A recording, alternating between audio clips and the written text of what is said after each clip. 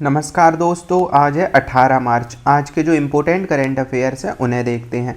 पहला है car T जो सेल थेरेपी है। तो हुआ क्या है, अभी एक संस्था है लैंसेट, उसने अपनी एक रिपोर्ट निकाली है और इसमें बताया है कि उन्होंने 2 फेज़ में क्लिनिकल ट्रायल किए थे, मतलब लोगों का निरीक्षण परीक्षण किया। उसमें पाया गया कि जो कैंसर से संबंधित 73% रोगी थे, स्पेशली कौन से, रक्त कैंसर से संबंधित, ब्लड कैंसर से, उनमें कार टी थेरेपी है वो काफ़ी कारगर रही है। 73% सफलता अगर रही तो हम बहुत ही अच्छी कह सकते हैं इसे। तो ये बात है। अब हम थोड़ा समझते हैं कार टी जो सेल थेरेपी है तो उसके बारे में। इसमें 2 शब्द हमें देख रहे हैं, एक कार और एक टी, तीसरा सेल। तो ये 2 शब्द जो मेन है वो है कार और टी। ऐसा समझो एक व्यक्ति है, उसके शरीर में एक सेल आ जाती है। कौन सी सेल? कैंसर सेल अटैक करती है। मतलब हमारे शरीर की सेलों में कौन अटैक करता है? कैंसर। तो कैंसर अटैक करता है, घुस जाए। अब हमारे शरीर में एक पुलिस होती है, वो कौन सी होती है? WBC। अब ये कैंसर है, उसे समझ लो ये गुंडे हैं। तो कैंसर क्या है? गुंडे हैं। और WBC क्या है? ये हमारे शरीर की पुलिस है। तो WBC पुलिस है। अब इन्हें पुलिस पकड़ नहीं पा रही क्योंकि कैंसर सेल मजबूत होती है। जैसे गुंडे हैं, गुंडे अगर ज़्यादा शक्तिशाली होंगे, इनकी खूब अच्छी सी नेताओं से बढ़िया होगी पैंट, तो पुलिस पकड़ पाएगी ना? नहीं। तो क्या हुआ, ये गुंडों को पुलिस नहीं पकड़ पा रही है, मतलब WBC नहीं पकड़ पा रही है। अब हमें एक सुपर पुलिस चाहिए, बढ़िया से एकदम रॉ के एजेंट को जो अच्छे से। तो अब ये सुपर पुलिस होती है कार टी सेल थेरेपी, वही है सुपर पुलिस। तो ये क्या होता है, ये इन्हें ख़त्म कर देगी। अब इन्हें समझते हैं कि दोनों का मतलब क्या है। सबसे पहला नाम आया टी सेल। टी सेल का मतलब क्या हुआ, कार टी सेल आया। तो टी सेल की कस्टमाइजेशन होता है, मतलब क्या हुआ, जो मरीज होता है जिस पे कैंसर ने हमला किया, उस मरीज के खून को ब्लड को निकाला जाएगा और उसमें से टी सेल, अब टी सेल ही हमारी जो पुलिस का काम करती हैं वही टी सेल होती हैं। तो शरीर से उन टी सेल को पहले निकाला जाता है और यही क्या होती है? WBC। तो WBC का एक टाइप होता है टी सेल, मतलब ब्लड से, मतलब रक्त, जो शरीर से रक्त निकाला जाएगा, रक्त में टी सेल होती है, उन टी सेलों को निकाला जाएगा। इन टी सेलों पर कार लगाया जाता है। कार क्या है? जो होता है चिमेरिक एंटीजन और रिसेप्टर। तो सिमेरिक इनसे जो है एंटीजन रिसेप्टर होता है, ये लगा दिया जाता है लैब में। तो क्या हमने देखा कि जो शरीर में टी सेल होती हैं, इन टी सेलों पर कार एक तरीके का क्या होता है, स्पेशल हथियार उन्हें दे दिया जाता है। एक क्या है, रिसेप्टर होता है, एंटीजन लगा दिया जाता है कार किस पे? टी सेल पे।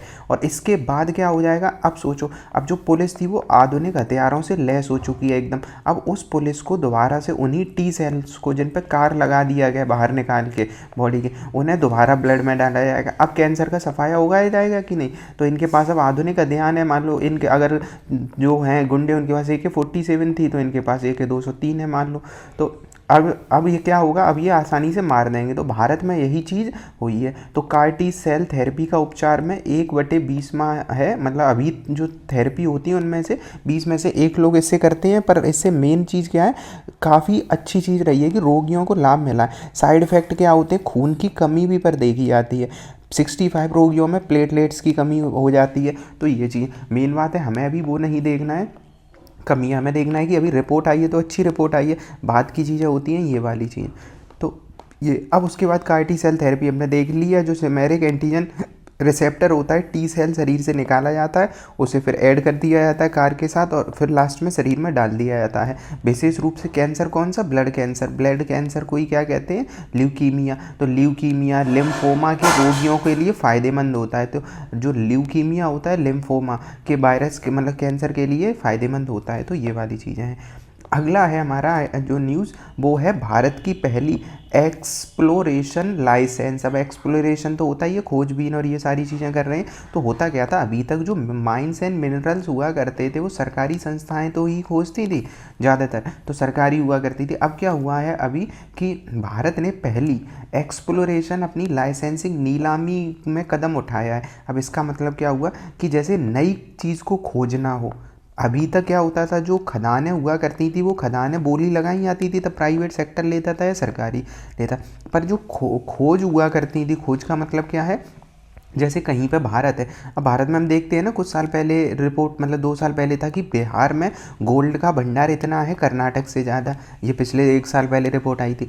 तो अब ऐसी चीज़ों की खोज ही तो हो रही है, या फिर यूरेनियम कहीं पाया जा रहा है या कुछ है, तो ये चीज़ों की खोज है। तो अब क्या आया है, mine and mineral development regulation act 2023 जो आया था, उसके तहत पहली बार अब निजी कंपनियों को 29 महत्वपूर्ण और मतलब गहराई में पाए जाने वाले खनिजों की खोज की अनुमति दे दी गई है। मेन क्या है कि जो संस्थाएं हैं निजी क्षेत्र की, उन निजी क्षेत्र को भारत में खनिजों को खोज करने की अनुमति दे दी गई कि वो जमीन के अंदर से या कहीं से खोज कर सकते हैं। इनमें से 13 खनन ब्लॉकों की नीलामी हो गई है। तो इनमें रेयर अर्थ एलिमेंट जो होते हैं, अब एक शब्द आया रेयर जो है रेयर अर्थ एलिमेंट क्या होते हैं, जो इम्पोर्टेंट होते हैं, रेयर हैं। तो रेयर में और जिंक, कॉपर, डायमंड जैसे खनिज भी शामिल करे गए हैं। तो इनमें जो ब्लॉक की नीलामी हुई है, उनमें रेयर अर्थ एलिमेंट जो कि हम जैसे मोबाइल वगैरह में यूज़ करते हैं, चिप बनाने में यूज़ करते हैं, तो वो होते हैं ज़्यादातर कहाँ पे होते हैं, चाइना में। तो rare earth element, zinc, copper, diamond, इन सब के खनन के लिए हमने अब प्राइवेट सेक्टर के साथ हाथ जो मतलब हाथ क्या है, हाथ में लाया है। और इससे क्या हो जाएगा कि हमारे यहाँ उद्देश्य क्या होगा, खनन में तेजी आएगी ना, खनिज खोज में। अगर भारत में कहीं खनिज है, नॉर्थ ईस्ट में, जम्मू कश्मीर में, कहीं वाले एरिया में, तो इससे हो जाएगा। साथ ही विदेशी निवेश भी बढ़ जाएगा। भारत अगर कुछ मिल जाता है तो आयात भी तो कम हो जाएगा, और स्वैच्छिक ऊर्जा उद्योग को भारत में यूज मतलब बढ़ावा मिल जाएगा। अब क्या है, क्रिटिकल मिनरल, जो भी क्रिटिकल मिनरल से एक अवधारणा होती, काफ़ी इंपॉर्टेंट रहता है करंट में ये। तो क्रिटिकल नाम ही है ना, क्रिटिकल मतलब जो भारत के विकास और सुरक्षा दोनों के लिए ज़रूरी होता है। सोचो, अगर कोई एक विशेष डिवाइस बना रहे हैं, तो एक डिवाइस बना रहे हैं हमने, एक मान लो एक ऐसा प्रोजेक्ट कुछ ऐसा बनाया है जो है प्रोजेक्टर टाइप का, इसमें हम आर्मी का कुछ यूज़ करते हैं, आर्मी का। अब सोचो कि ये जो इसमें जो चिप लगी हैं, जो चीज़ें लगी हैं, वो चाइना के प्रोडक्ट लगे। प्रोडक्ट का मतलब है चाइना से आए मिनरल्स यूज़ हुए हैं, जैसे स्क्रीन बनाने में, बटन बनाने में, कुछ ऐसी चीज़ें लगी हैं जो चाइना से हम इम्पोर्ट। अब चाइना ने अगर मना कर दिया, नहीं आ पाया, तो हम रक्षा क्षेत्र में भी आत्मनिर्भर नहीं रहेंगे। तो ये चीज़ें होती हैं क्रिटिकल मिनरल, जो आर्थिक विकास और राष्ट्रीय सुरक्षा में योगदान देते हैं।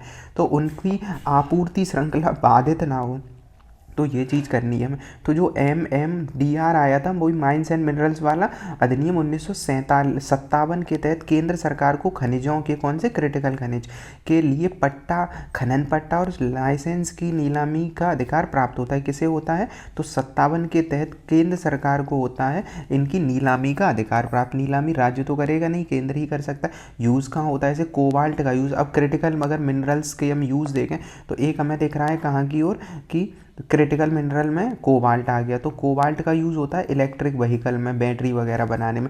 उसके बाद एक गैलियम तत्व होता है, गैलियम का यूज़ होता है सेमीकंडक्टर बनाने में, जो कि इंपॉर्टेंट भी है। साथ ही LED जो लाइट्स होती हैं उनके बनाने में। उसके बाद एक हैफनियम है, हैफनियम होता है सुपर अलॉय, मतलब एक अच्छा अलॉय जैसे धातु होती है ना, उत्प्रेरक बनाने में। इन सब में क्रिटिकल मिनरल्स का यूज़ होता है। तो कोबाल्ट का बैटरी वगैरह, इनमें से 1-2 नाम याद रख सकते हैं, जैसे कोबाल्ट याद रख लो, लिथियम वगैरह, ये गैलियम, हैफनियम, ये मेन जो है मिनरल है। खुदाई से जुड़े मुद्दे क्या आएंगे, अब नॉर्मल है, अगर खुदाई होगी तो प्रदूषण क्या हो सकता है, बढ़ ही सकता है, तो प्रदूषण बढ़ेगा।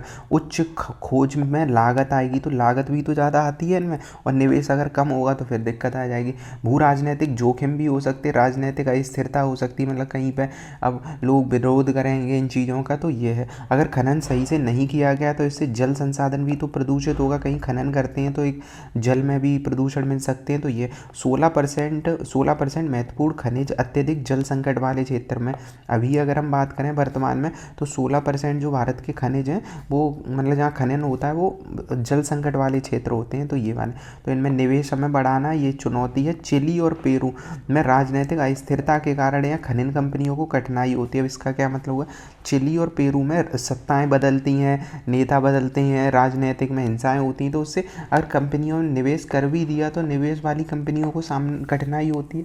तो भारत में ऐसा ना हो जाए। तो यह वही है, हमने देख ही लिया 23 वाला अधिनियम, इसमें के तहत ही अभी दिया गया है तो इसमें ये भी बताया गया, तो जैसे लिथियम हो गया, नियोबियम हो गया, सहित 6 खनिजों को परमाणु खनिज की सूची से हटा दिया गया। क्यों हटा दिया गया? लिथियम को और नियोबियम को। तो ये याद रखना है हमें, लिथियम और नियोबियम को 6 खनिजों को सहित 6 खनिजों को परमाणु सूची से हटा दिया गया। परमाणु सूची का मतलब क्या हुआ? इस सूची से जैसे ही हटाएंगे परमाणु खनिज से, वैसे ही निजी कंपनियां आ जाएंगी। परमाणु, लिथियम, इनमें निजी कंपनियों का प्रवेश अभी नहीं दिया है, तो ये याद रखना है हमें। महत्वपूर्ण खनिजों की बात करें, मतलब खनिज मिशन जो ये अभी चल ही रहा है, प्राइवेट सेक्टर इन सबको बढ़ावा देना है। 50% तक अन्वेषण व्यय की प्रतिपूर्ति देने की योजना शुरू की गई है, जिससे खनिज में निवेश बढ़ेगा। मतलब सरकार का कहना है कि अगर निवेश करोगे तो व्यय जितना होगा वो 50% तो हम ही दे देंगे। तो ये सारी चीज़। अगला न्यूज़ है इस पे स्पाडेक्स के बारे में। तो स्पाडेक्स क्या है? भारत का एक मिशन है। जैसे हम देखते हैं कि सैटेलाइट हम लॉन्च करते हैं, अर्थ से ऊपर सैटेलाइट लॉन्च करी। अब यहाँ पहले से ही एक सैटेलाइट मौजूद थी, एक सैटेलाइट या कोई एक मिसाइल कुछ भी, हमने ऊपर एक और लॉन्च कर दिया। अब 2 हो गई। अब इन्हें हमें जोड़ना हो, कुछ जोड़ना हो या इन्हें हटाना हो, तो इसके लिए स्पाडेक्स मिशन है। तो इसने अभी क्या किया है, मिशन ने डॉकिंग और अनडॉकिंग दोनों चीज़ें कर ली हैं।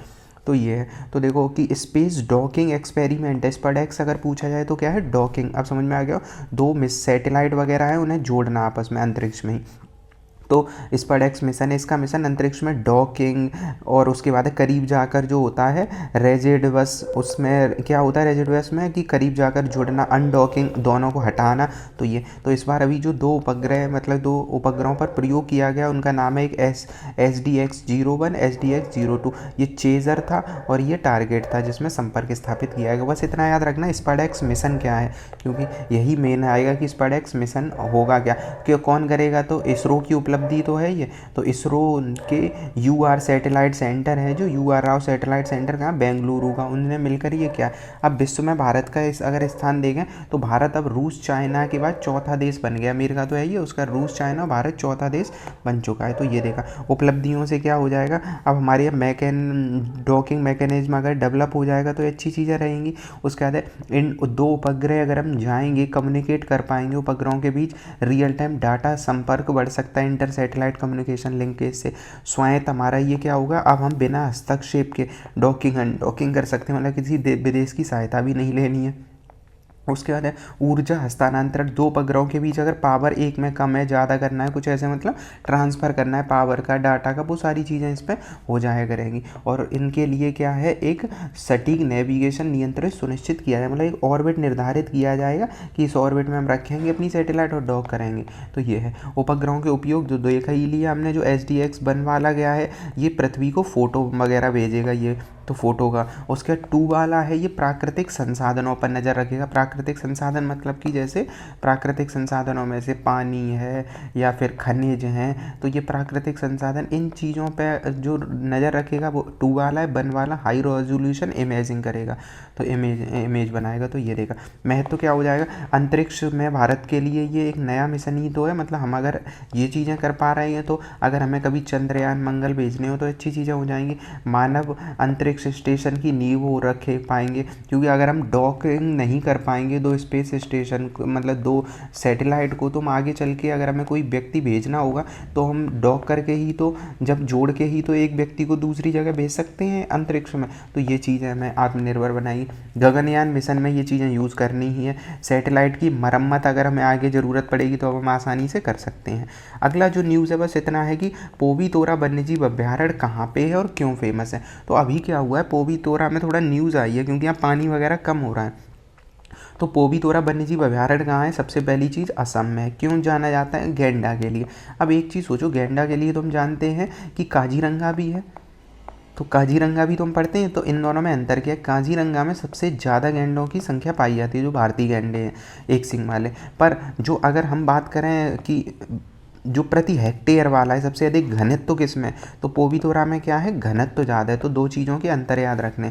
तो अगर घनत्व की बात पूछेगा सबसे अधिक तो कहाँ पे है, पोबीतोरा में। पर सबसे ज़्यादा जब जनसंख्या की बात करते हैं तो काजीरंगा में, गैंडों की बात करें तो असम में ये पोबीतोरा है। ब्रह्मपुत्र नदी के बाढ़ वाले एरिया में, तो यहीं अभी ये चर्चा में चल रहा था, तो ये हमने देख लिया यहाँ पर 98-7 में ये वन्यजीव अभ्यारण्य घोषित किया था। कहाँ पे है, तो ये आ रही है ब्रह्मपुत्र नदी, इधर से ब्रह्मपुत्र नदी है।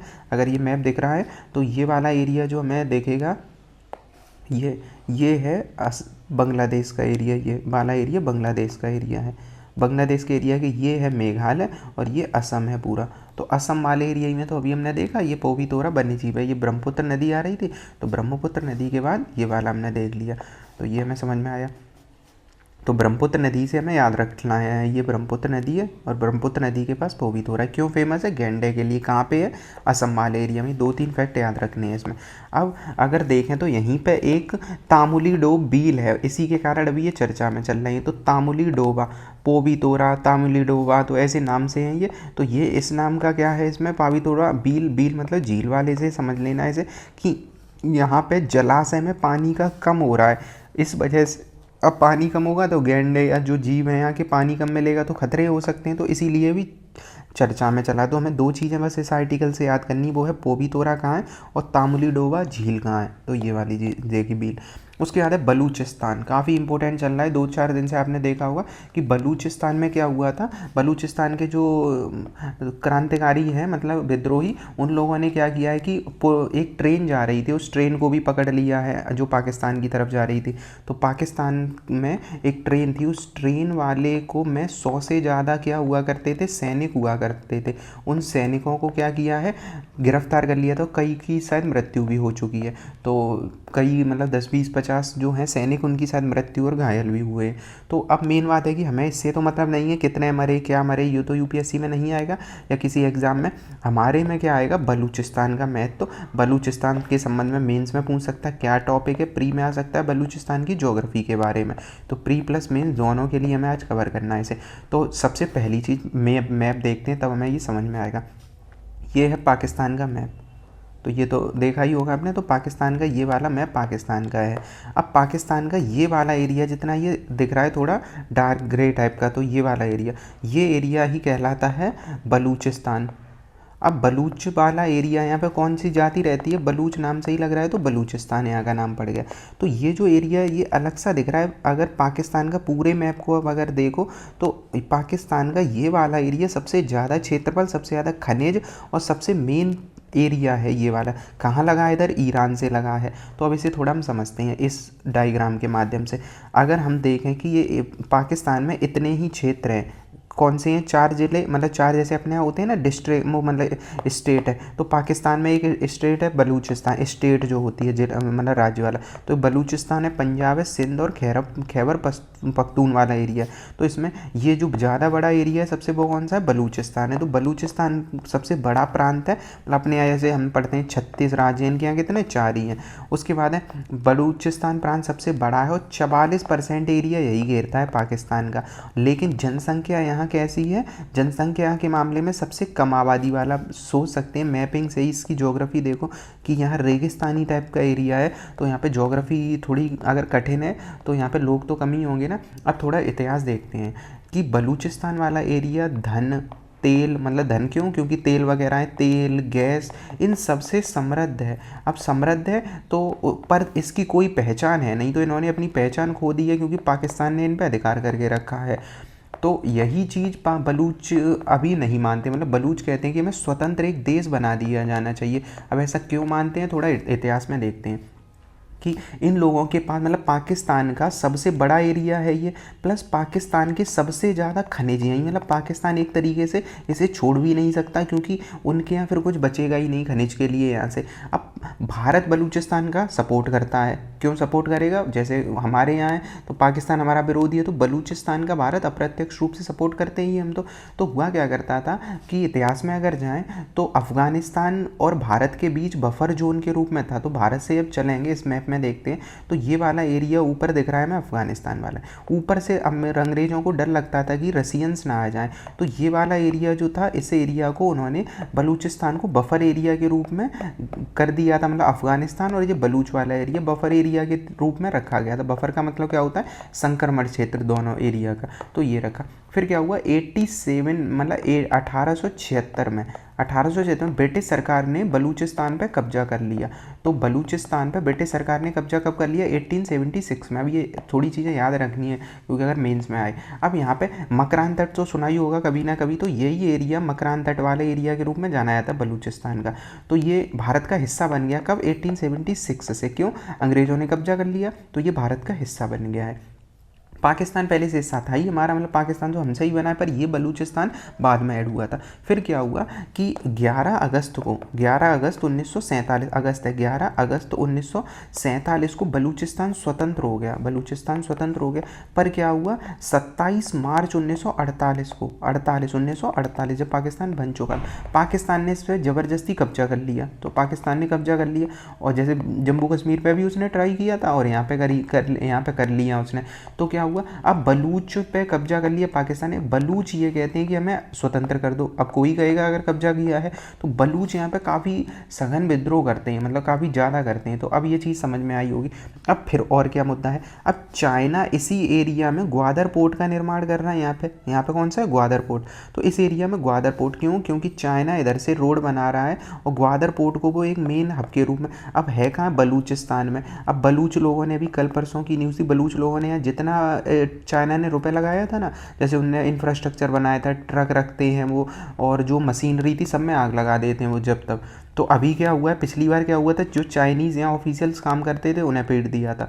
अभी क्या किया है कल में कि उन्हें पीटा तो नहीं, पर अब जो ट्रक वगैरह रखे थे उन सब में आग लगा दी। अब चाइना यहाँ पे क्यों इन्वेस्टमेंट करेगा जब ऐसी समस्या आ रही हैं? तो ये वाली भी यहाँ पे। तो बलूच यहाँ पे जो ग्वादर पोर्ट है, तो नाम याद रख लेना पाकिस्तान का, ग्वादर पोर्ट। तो ग्वादर पोर्ट यहीं बलूचिस्तान वाले एरिया में। तो यहाँ पे चाइना ने इन्वेस्टमेंट किया था, फ़ायदा हुआ, पर उसे अब होने लगा नुकसान।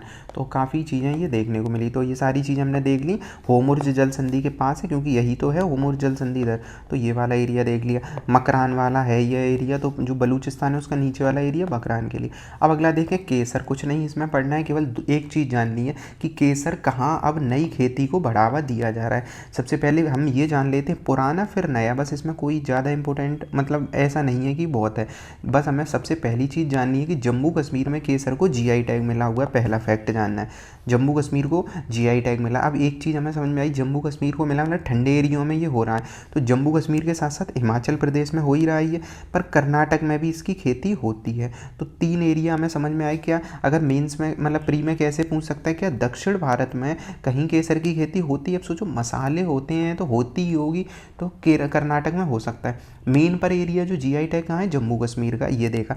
अब क्या हुआ है कि इस केसर की खेती जो सैफरॉन है, इसकी नई खेती नॉर्थ ईस्ट में अब सरकार करने जा रही है। तो सरकार ने मिशन चलाया है सिक्किम और अरुणाचल प्रदेश की साइड। अब अगर अच्छांसी स्थिति देखें तो यही ठंडा एरिया, ये वाला भी वैसा ही एरिया। तो इसमें क्या है कि अब नॉर्थ ईस्ट वाले एरिया में करेंगे। तो बस इतना याद रखना था। यह मसाला एक प्रकार का केसर मसाला ही तो होता है।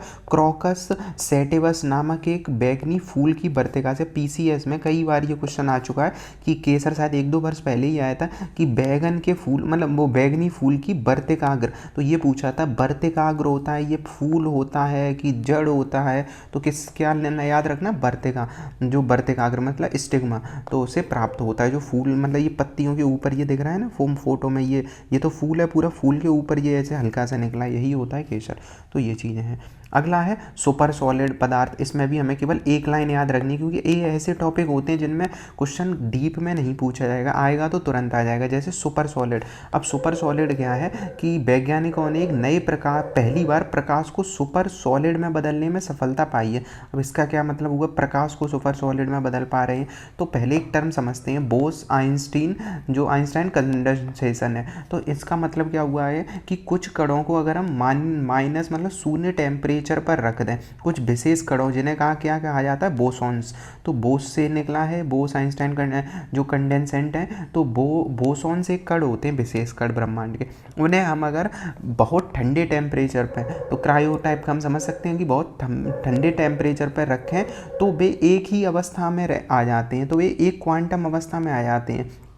तो मतलब वो एक अवस्था में चले जाएंगे, ऐसे एक तरीके के ही वो हो जाएंगे। तो ये इसका मतलब है अलग अलग कणों की तरह नहीं बल्कि एक साथ मिलकर एक जैसा व्यवहार करेंगे। मतलब बोस आइंस्टाइन कंडेंसेंट में अलग अलग कण हैं, पर उन्हें अगर हम माइनस में रखेंगे मतलब ठंडे में, तो क्वांटम अवस्था में वो एक जैसे कण के रूप में काम करेंगे। मतलब ऐसे समझो नमक मिला या मसाला मिला दिए, दोनों मिलकर एक नया प्रोडक्ट बनाएंगे, एक जैसा ही बनाएंगे। एग्जाम्पल के रूप में है ये, ठीक। तो ये वाली चीज़ हमने समझी, तो एक रूप में आ जाएंगे। अब क्या हुआ, सुपर सॉलिड एक नया तत्व हो जा गया। इसमें एक अलग विशेषता मिली है कि नॉर्मल हम देखते पदार्थ में एक ही जैसी तो अवस्था विशेषता होगी, इसमें एक अनोखी विशेषता मिली है, इसी वजह से इसका आज न्यूज़ में है।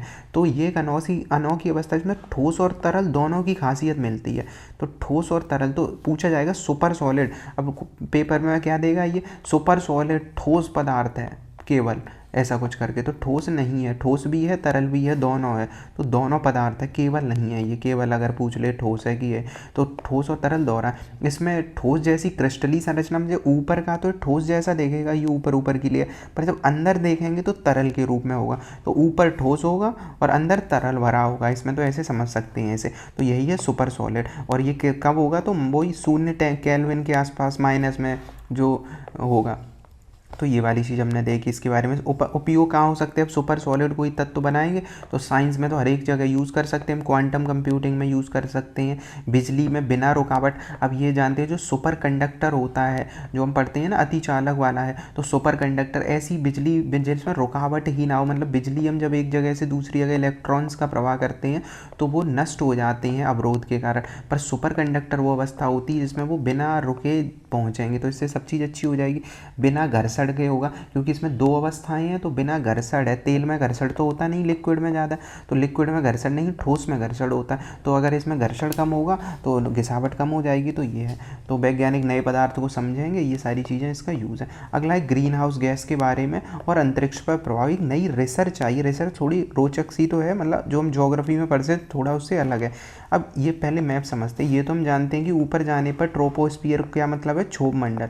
तो क्षोभ मंडल में ऊपर जाने पर घनत्व तो कम होता चला जाता है। क्यों, क्योंकि नीचे पास पास कण हैं ज़्यादा, क्योंकि ग्रेविटी ज़्यादा है ना नीचे, तो ग्रेविटी ज़्यादा, कण पास पास होंगे। ऊपर जाने पर कण ग्रेविटी कम, दूर दूर से देखेंगे। अब ऊपर जा कण यहाँ पास पास होंगे तो टेम्परेचर ऊपर जाने पे कम होता चला जाएगा। जब कण ही दूर दूर हैं तो टेम्परेचर ऊपर कम देखेगा। फिर स्ट्रेटोस्फीयर देखते हैं हम, समताप मंडल। समताप मंडल में क्या होता है, नीचे से ऊपर की ओर जाने पर गर्म होता है, नीचे ठंडा होगा। ठंडा क्यों होगा, क्योंकि ऊपर की तरफ ओजोन लेयर होती है, तो उसमें क्या होता है, जो प्रकाश आता है वो थोड़ा परावर्तित होगा, अवशोषित होगा, तो यहाँ थोड़ा गर्मी मिलेगी। फिर आता है मेसोस्फीयर, थर्मोस्फीयर। अब अभी हमें इन दो की बात करनी है, थर्मो और मेसोस्फीयर की। है क्या, ये मध्य मंडल और आयन मंडल के बारे में। तो एक रिसर्च आई है, उस रिसर्च ने ये कहा है, जो नेचुरल जो सस्टेनेबिलिटी में प्रकाशित एक रिपोर्ट आई है, जो नेचर जो है सस्टेनेबिलिटी मतलब सततता का एक है, तो इसमें ये बताया कि 2100 तक, मतलब अभी हमारे पास 75 वर्ष हैं, 2100 तक पृथ्वी की कक्षीय क्षमता 66% घट जाएगी। मतलब जो इन लेयर की जो क्षमता है जिस हिसाब से ये काम कर रहे हैं वो 66% कम हो जाएगी। क्या कम होगी इसे समझो।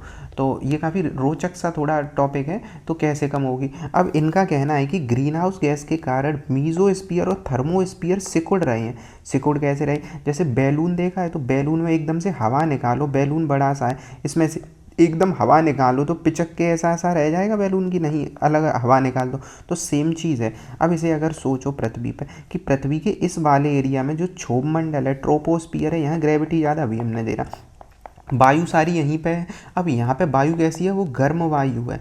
अब चूंकि यहाँ पे वर्तमान में क्या हो रहा है, ग्रीन हाउस गैस ज़्यादा हो रहे हैं। अब ग्रीन हाउस गैस के कारण ऊष्मा ऊपर तो नहीं जा पा रही है, निकल ही नहीं पा रही है पृथ्वी से ज़्यादा। अब ऊपर ज़्यादा मात्रा में अगर ऊष्मा नहीं जा रही तो इनके पास जो ऊष्मा थी, अब यहाँ पे तो ग्रेविटी ज़्यादा है नहीं है, घनत्व भी कम है, कण दूर दूर दूर है, घनत्व भी कम है, तो कण ऊष्मा को पकड़े तो रहेंगे नहीं, हर एक कण ऊष्मा का छोड़ता है, मतलब छोड़ेगा। तो ये थर्मो और मेसोस्फीयर अपने कण जो इनके पास ऊष्मा है वो छोड़ रहे हैं। अब ये ठंडे हो रहे हैं, ठंडे क्यों हो रहे हैं, इनके पास ये वाली गर्मी तो ऊपर पहुंच ही नहीं रही है ना, क्योंकि यहाँ ग्रीन हाउस के कारण पृथ्वी का जो क्षोभ मंडल है यही गर्मी पूरी रखे हुए है, और ऊपर वाले कणों के पास जो गर्मी थोड़ी बहुत पहुंचती है वो रिलीज कर रहे हैं वो, तो पहले की तुलना में ये ठंडे हो रहे हैं। तो यही चीज़ आ रही, तो ये सिकुड़ रहे हैं। सिकुड़ेंगे क्यों, अब सोचो यहाँ पे जो घनत्व तो मतलब यहाँ पे जो कण हैं, कण रहे नहीं, तो बैलून है, बैलून में कुछ रहा ही नहीं है, हवा जो थी वो हवा है जो इधर उधर छोड़ दे रहे तो बैलून सिकुड़ेगा ना, वैसे ही ट्रोपो और मीसोस्फीयर सिकुड़ रहे हैं, मतलब इनका जो किलोमीटर फैला हुआ एरिया है वो कम होता चला जा रहा है। तो ये न्यूज़ है। तो क्षोभमंडल में अवरक्त किरणें जो इंफ्रारेड होती है, इंफ्रारेड का मतलब इतना ही होता है, समझो ऊष्मा जो होती है, तो ऊष्मा जो होती है वो परावर्तित कर रहे हैं, इंफ्रारेड है ये ऊष्मा, इनके पास जो ऊष्मा वो परावर्तित कर रहे हैं। अब परावर्तित कर रहे हैं, एक्स्ट्रा आ नहीं पा रही है, तो ये क्या है, सिकुड़ ही जाएंगे। तो इनकी घनत्व में कमी हो रही, क्यों? क्योंकि इनके पास जो कण है वो ऊष्मा रिलीज कर दे रहे हैं, तो है ही नहीं कुछ। अब फ़ायदा क्या है इससे, पॉजिटिव नेगेटिव देखें तो ये भी काफ़ी रोचक है। तो एक फ़ायदा हमारे लिए है कि अंतरिक्ष मलबा अधिक समय तक टिकेगा। ऐसा कैसे होगा? थर्मोस्फीयर में हमें अरोरा दिख रहे हैं, अरोरा ऑस्ट्रियालिस बोरियालिस देखते हैं, मीजोस्फीयर में मीटियोर्स दिखते हैं जो, तो मीजोस में मीटियोर दिखते हैं। तो इस एरिया में अगर हम किसी सैटेलाइट कुछ को लॉन्च करें, अब देखो ये 800 किलोमीटर के आसपास हमें दिख रहा है, और हम जानते हैं जो लियो होता है लो अर्थ ऑर्बिट, वो तो 2000 किलोमीटर तक होता है ये लियो। तो यहाँ पे सैटेलाइट काफ़ी लॉन्च किया था। अब सोचो इस एरिया में सैटेलाइट कोई ख़राब हो चुकी है, और वो सैटेलाइट इस एरिया में पहले रहती थी, अब क्या होगा, वो सैटेलाइट 20 से 50 साल, मतलब वो मान लो 10 दिन में वो सैटेलाइट घर्षण के कारण, क्योंकि अगर यहाँ पे कण ज़्यादा रहेंगे, घनत्व तो ज़्यादा रहेगा, तो यहाँ घर्षण ज़्यादा होगा, कण आपस में टकरा रहे होंगे अगर पास पास होंगे, तो वो घर्षण किससे करेंगे, वो सैटेलाइट से करेंगे। तो सैटेलाइट पहले जल जाती थी कुछ समय के बाद, मतलब वो ख़राब हो चुकी सैटेलाइट जल जाती थी जैसे 10 20 50 सालों में। अब सैटेलाइट जलेंगी ही नहीं, क्यों नहीं जलेंगी? क्योंकि टेम्परेचर इतना, मतलब अब वायु ही नहीं रहेगी, जब वायु नहीं रहे तो घर्षण नहीं, तो इन वाली एरिया में जो सैटेलाइट वगैरह वो सैटेलाइट जलेंगी ही नहीं, तो कचरा बढ़ता चला जाएगा कि नहीं बढ़ता चला, तो मलबा अधिक हो जाए। हालांकि एक फ़ायदा ये भी है कि जो सैटेलाइट हम लॉन्च करेंगे वो जल्दी ख़राब भी नहीं होगी, पर वो बात से ज़्यादा दिक्कत ये है कि मलबा अगर जलेगा नहीं तो ये और ज़्यादा नुकसान करेगा। तो बस यही चीज़ें थी, हमने ये सारी चीज़ें देख ली कि उपग्रहों की उम्र तो बढ़ जाएगी, क्योंकि वो अब घर्षण नहीं होगा तो उन्हें कोई दिक्कत ही नहीं होगी, पर डी ऑर्बिट, धीमी डी ऑर्बिट होगा, मतलब पृथ्वी में पहले जल जाते थे, प्रवेश कर जाते, ये सारी चीज़ें नहीं होंगी। अब मलबे की जो समस्याएं होती हैं उसके लिए कई सारी संधियां हैं। तो यहाँ पे जैसे देखें, अगर जो IADC है ये 93 में स्थापित एजेंसी है जो मलबे के लिए काम करता है, और इसरो इसका सदस्य है। मलबे का मतलब जो ऊपर डेब्रिस है उसे निपटाने के लिए। 58 में भी एक संधि हुई थी, बस इतना रखना है, ऐसा कुछ हुआ था कोपस करके। इसके बाद 5 जो संधि है उसमें 67 में एक आउटर स्पेस ट्रीटी हुई थी, इसमें ये क्या था, अंतरिक्ष का शांतिपूर्ण उपयोग किया जाएगा, यही इंपॉर्टेंट है बस। तो आउटर स्पेस ट्रीटी थी, मतलब अंतरिक्ष का यूज़ किसी सैन्य गतिविधि और ऐसे नहीं किया जाएगा, किस लिए किया जाएगा, कि शांतिपूर्ण के लिए। तो ये वाली चीज़ यही याद रख सकते हैं, क्योंकि ज़्यादा सारी चीज़ें नहीं याद रखनी। और इसमें एक टर्म और याद रखनी है, वो है भारत में प्रोजेक्ट नेत्र। प्रोजेक्ट नेत्र भारत, जैसे भारत ने अपनी सैटेलाइट लॉन्च की अंतरिक्ष में, अब हमने सैटेलाइट अपनी लॉन्च कर दी अंतरिक्ष में, तो हम नेत्र प्रोजेक्ट है हमारा, जो हम ट्रैक करते हैं उसे, जो ट्रैक करेंगे कि वो ख़राब हो चुका है क्या हो रहा है, तो वो ट्रैक करने के लिए हमारा प्रोजेक्ट है नेत्र। इतना ही इसमें याद रखना है। बाकी ये जैसे मेघा ट्रॉपिकस है, इसरो मलबे को रोकने में प्रयास करता है, मतलब जो मलबे को ज़्यादा ना बढ़े, ये सारी चीज़ें होंगी। अंतरिक्ष से जुड़े अब खतरे कौन कौन से होते हैं, तो देखो पर्यावरणीय तो खतरा रहेगा ही रहेगा, ये कण अगर अंतरिक्ष में रहेंगे तो किसी से टकराएंगे, सैटेलाइट ख़राब हो जाएगी। मेंस में पढ़ते ही पूरा, मतलब मेंस का अब आ गया ये वाले टॉपिक जो अभी पढ़ रहे हैं। समुद्री जीवन के लिए खतरा होगा, क्योंकि 70% महासागरों से ढकी होने, पृथ्वी महासागरों से ढकी होगी, तो ये मलबा समुद्र के पारिस्थितिक तंत्र को नुकसान पहुँचाएगा, जब समुद्र में ही तो गिरेगा ये सारी चीज़।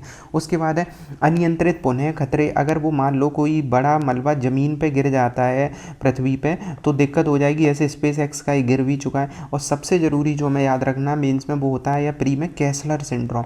तो कैसलर सिंड्रोम यही है, तो एक व्यक्ति हुआ करते थे कैसलर, उन कैसलर ने ये कहा, सोचो ये अर्थ है, अर्थ के चारों ओर हमने हज़ारों सैटेलाइट लॉन्च करके रखी हैं, हज़ारों, 7000 तो केवल एलोन मस्क ने लॉन्च करके रखी हैं, तो अब ये हज़ारों हैं, अगर एक किसी से टकराएगी तो एक क्रम चक्र स्टार्ट हो जाएगा कि वो तीसरे से, दूसरे से, मतलब सारी सैटेलाइट आपस में टकराएंगी तो पूरा कचरा बन जाएगा।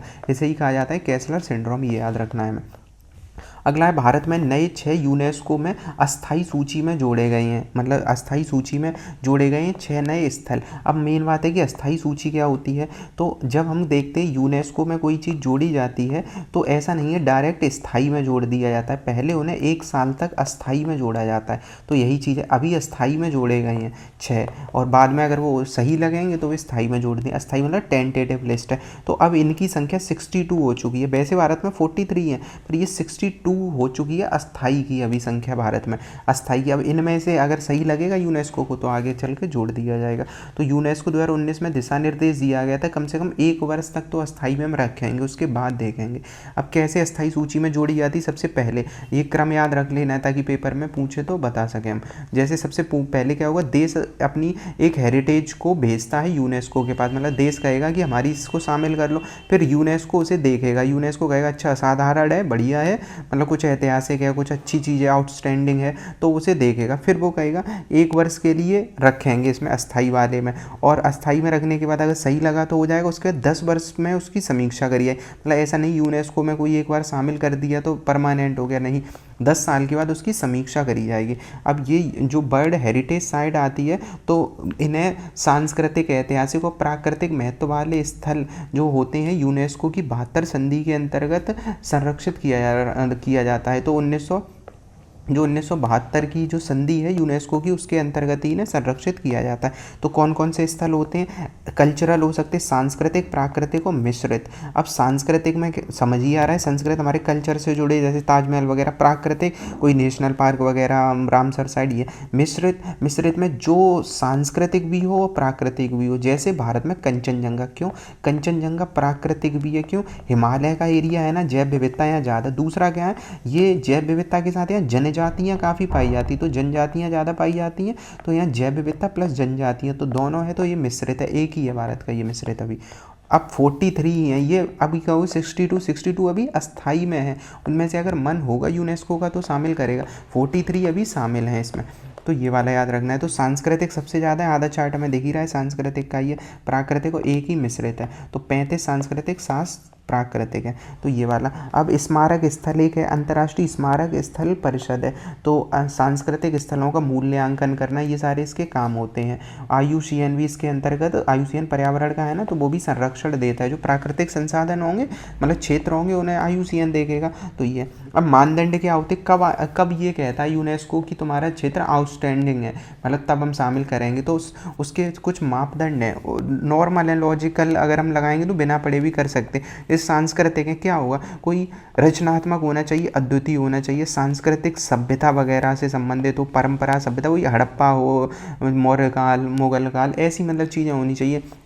कोई वास्तुकला हो, हाथ से बनाई गई मूर्ति वगैरह हो, सार्वभौमिक महत्व की चीज़ें हो, जैसे ताजमहल वगैरह, लाल किला, ये सारी चीज़ें, मंदिर वगैरह कुछ, या प्राकृतिक स्थल में कैसे होंगे, जहाँ जैव विविधता हो, पर्यावरण का हो, अद्वितीय दृश्य हो, मतलब ऐसी सारी चीज़ें प्राकृतिक में आ जाती। तो इसमें कुछ है नहीं, मेन ऐप जो 6 शामिल किए गए हैं अस्थायी सूची में भी, तो अभी ये शामिल यूनेस्को में डायरेक्टली नहीं है, पर तब भी इंपॉर्टेंट है क्योंकि पेपर में आ चुके। जैसे मुदुमल मेगालिथिक मेनहार का मतलब ये हज़ारों साल पहले लोग जब दफनाए जाते थे तो ऐसे पत्थर खड़े कर दिए जाते थे, इन्हें कहा जाता मेनहार, तो मतलब पत्थर रख दिए जाते थे, तो वही कहलाता है मेगालिथिक समाधि। तो जैसे लोगों को दफनाया, बड़े पत्थर पहले परंपरा हुआ करती थी, ये अभी की नहीं है, ये बात है हज़ारों साल पहले की। तो मेगालिथिक समाधि, तो उन्हीं के एरिया को, ये कहाँ पे है, तो तेलंगाना में है मुदुमल वाला, तो ये याद रखना है पहला बस मुदुमल वाला। मुदुमल में क्या है, ऐसे हज़ारों पत्थर वगैरह मिले हैं। अब ये एक तो यहाँ पे समाधि के रूप में, प्लस में ये नक्षत्र वगैरह को जानने में भी, मतलब इनकी जो स्पेशल लोकेशन होती है वो किसी नक्षत्र को, ग्रह को मतलब दर्शाती होती है, तो ये हमने समझा। इसके बाद है दूसरा है कंगेर घाटी। कंगेर घाटी कहाँ है, छत्तीसगढ़ में, नॉर्मल है, ये जैव विविधता का क्षेत्र है, तो ज़्यादा इसमें कुछ है ही नहीं, जैव विविधता का क्षेत्र है यहाँ पे। तो कांगेर घाटी कहाँ है, छत्तीसगढ़ में, मतलब जो नक्सल वाला एरिया वही समझ सकते हैं कांगेर घाटी। और मुदुमल मेगालिथिक कहाँ है, मेगालिथिक तेलंगाना, तो मुदुमल तेलंगाना में है, तो ये याद रखना है। कांगेर घाटी छत्तीसगढ़ वाले एरिया में याद रखना है, कांगेर वाली है। तो ऐसे सोच लो, इसे कांगेर कहाँ गए टाइप के, कहाँ गए, नक्सल वाले ने गायब कर दिए तो कहाँ गए, ऐसे कुछ याद रहेगा, कांगेर घाटी। तो ये है इस वाले एरिया में। हॉटस्पॉट पहले से ही है जैव विविधता के लिए, मतलब थोड़ा जाना जाता है। इसके बाद यहाँ पे जो है, यहाँ पे कोटमसर गुफा और गंडक गुफा पाई जाती हैं। इसका तीसरा है अशोक के शिलालेख। जितने अशोक के शिलालेख हैं वो भी इसमें शामिल किए गए हैं, तो ये नॉर्मली रहेगा, इसमें कुछ याद ही नहीं करना। अशोक के शिलालेख फिलहाल, एक तो बहुत सारे हैं। ये इसका 64 योगिनी मंदिर। अब 64 योगिनी मंदिर एक जगह तो है नहीं है, 64 योगिनी मंदिर कई जगह हैं। उन मंदिरों को, तो 64 योगिनी के जो अद्वितीय गोलाकार मंदिर हैं उन सारे मंदिरों को, तो ये दिल्ली के संसद भवन भी इसी की डिज़ाइन पे ही तो किया गया। जो संसद भवन पूछा जाए कहाँ से डिज़ाइन ली गई है, तो 64 योगिनी मंदिर के डिज़ाइन से ही थोड़ा थोड़ा प्रेरित है। तो ये वाला ऐसे ही हीरापुर में 64 योगिनी, मतलब मितवा एक मध्य प्रदेश का मितवा है, हीरापुर उड़ीसा में है, ये सब 64 योगिनी के मंदिर हैं। तो 64 योगिनी मतलब देवियों को समर्पित गोलाकार मंदिर होते हैं, ये ऊपर से गोला से दिखेंगे। हमारा नया वाला संसद भवन भी ऐसा है। इसके बाद है गुप्तकालीन मंदिर भी इसमें शामिल, जैसे मौर्य हो गया, गुप्त हो गया, तो अच्छा सा है ना, मतलब सरकार ने कौन कौन से भेजे हैं, गुप्त, एक तो गुप्त भेज दिया, गुप्त के साथ मौर्य भेज दिया, मौर्य के साथ मंदिर भेज दिए 64 योगिनी, तो ये याद हो जाएंगे और जैव विविधता का स्थल है ये। तो मौर्य गुप्त काल तो इतिहास में हम पढ़ते ही हैं, दशावतार मंदिर, भीतरगांव, एरड़, ये हिस्ट्री के टॉपिक हैं, तो इनमें कुछ जो हिस्ट्री में सबने पढ़े ही होते हैं ये। उसके बाद बुंदेल राजाओं के मंदिर। अब बुंदेल राजा मतलब बुंदेलखंड वाला एरिया, तो हम उत्तर प्रदेश की जब बात करते हैं तो उत्तर प्रदेश का ये एरिया होता है बुंदेलखंड का एरिया।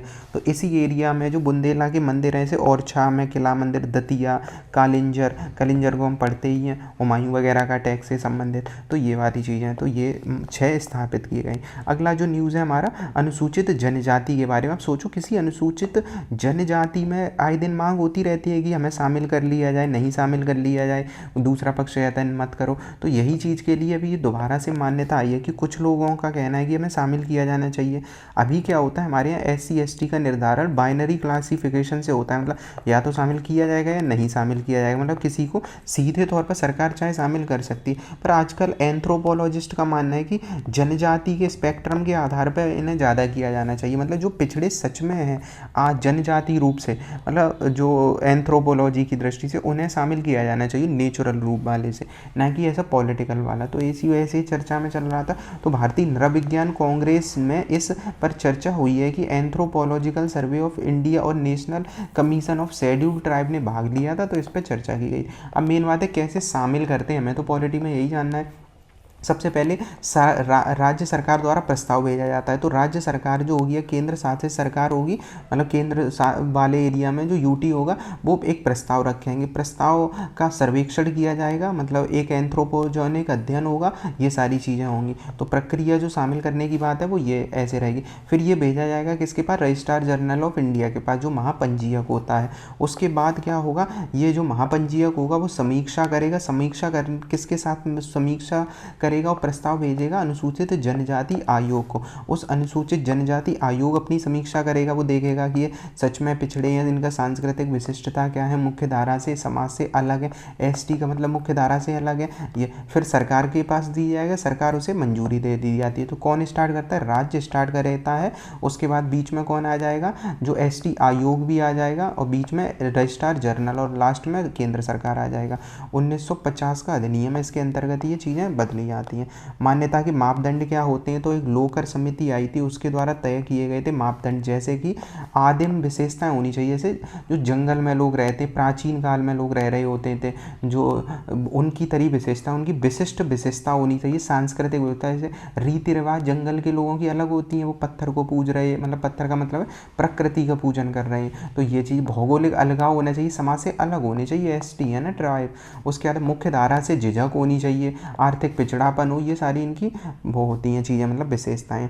अब सेंसस 1931 में पिछड़े हुए जनजाति समूह को कहा गया था एक्सक्लूडेड और पार्शली इंक्लूडेड क्षेत्र में रहते हैं, मतलब या तो अलग क्षेत्र में रहते हैं एक्सक्लूडेड है, या पार्शली एक्सक्लूड, मतलब ऐसे क्षेत्र जिनसे ज़्यादा संपर्क नहीं होता है सरकार का, समाज का, उन एरिया में ये रहते हैं। तो यही चीज़ फिर आगे चल के चली आई। बैकवर्ड आर्टिकल हमें जो देखने वो 266 आर्टिकल ST की परिभाषा करने की प्रक्रिया बताता है, तो ये इंपॉर्टेंट है। 266 है ST को परिभाषित करने की प्रक्रिया बताता है। 42 कहता है राष्ट्रपति किसी राज्य की में सूची निर्धारित कर सकता है राज्यपाल के परामर्श के, मतलब ST की जो सूची है वो राष्ट्रपति तय करेगा राज्यपाल के परामर्श के बाद। और 366 में क्या था, 366 में परिभाषा थी, 342 में सूची की बात है। 342 में ही ST में हटाना जोड़ना ये सारी चीज़ें, 5वीं अनुसूची हम जानते ही हैं, और 6ठी अनुसूची में है ये AM TM असम मेघालय त्रिपुरा मिजोरम है। तो ये हमने देखा क्या चीज़, आज 18 मार्च के जो भी इम्पोर्टेंट करेंट अफेयर्स थे, तो ये देखा हमने।